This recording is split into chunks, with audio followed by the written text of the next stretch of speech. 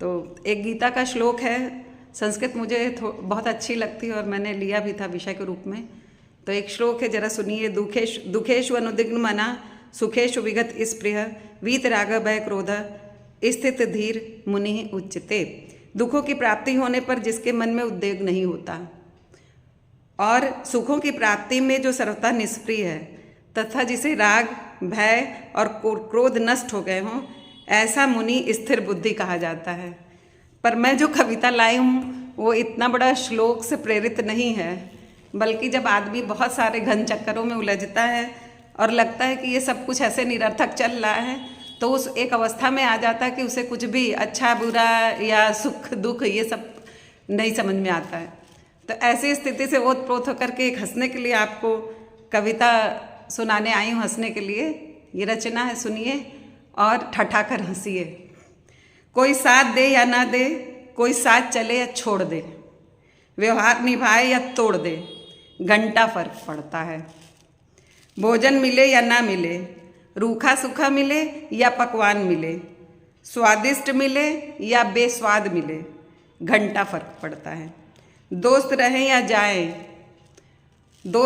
जाएं, बोलें या मुंह फुलाएं, मीठा बोलें या तंज कसें, घंटा फर्क पड़ता है। पुरस्कार मिले या दंड मिले, सम्मान मिले या अपमान मिले, राह मिले या ना मिले, घंटा फर्क पड़ता है। राजा रहें या फकीर रहें, चाहे कितनी फूटी तकदीर रहे, अभाव हो या भरा हो, घंटा फर्क पड़ता है।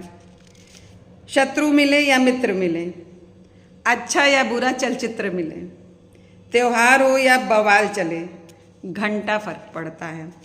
वाद हो या विवाद हो, चाहे उत्कृष्ट संवाद हो, रोज नई क्रांति हो, घंटा फर्क पड़ता है।